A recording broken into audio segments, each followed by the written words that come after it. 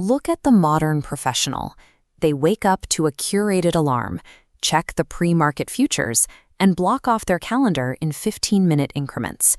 We treat our days like mathematical equations to be solved. We track our sleep cycles, optimize our diets, and tweak our productivity apps, convinced that if we apply enough discipline, we can force the world to run on our exact schedule. Yet, with all these management systems in place, we spend our days in a state of low-grade panic.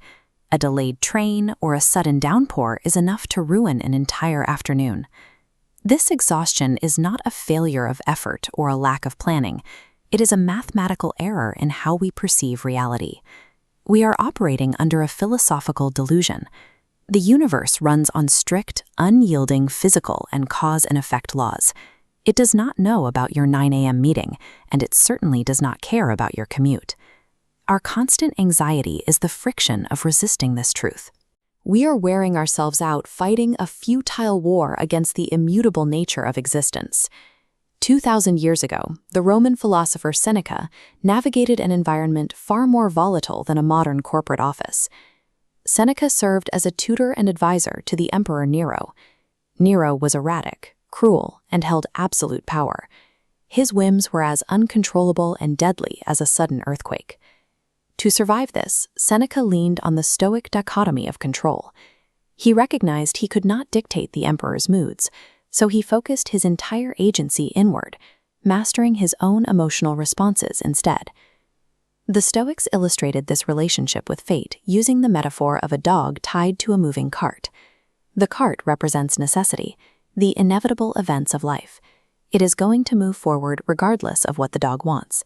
If the dog fights the leash and drags its paws, it gets choked and dragged. If it trots willingly alongside the cart, it retains its freedom of movement. In the 17th century, the Dutch philosopher Baruch Spinoza took this concept of necessity to its absolute metaphysical limit. Spinoza rejected the traditional idea of an architect sitting in the clouds. For him, God was not an anthropomorphic figure who judged or intervened, but rather the vast, impersonal fabric of nature itself.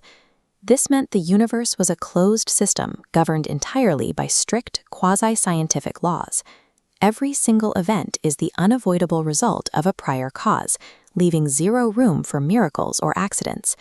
Because these laws are absolute, Spinoza viewed traditional prayer, asking the cosmos to alter the weather or heal a sickness, as a form of infantile narcissism. It was a request for the universe to break its own structural integrity for personal convenience.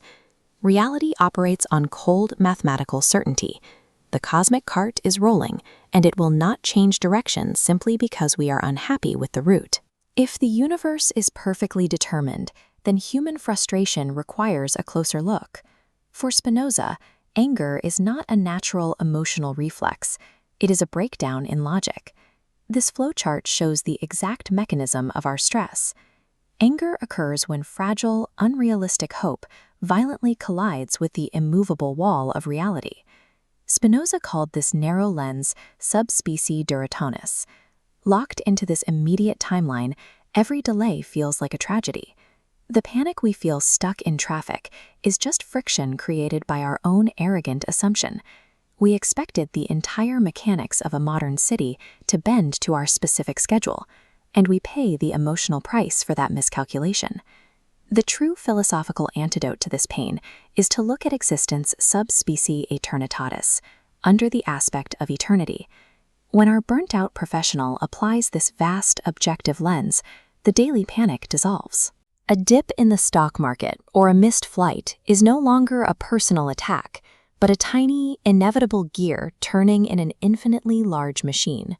True freedom does not come from controlling the external world, because that control was always an illusion.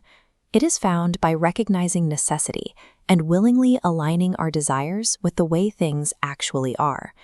By dropping the leash and matching our pace to the cart, we stop weeping over the uncontrollable.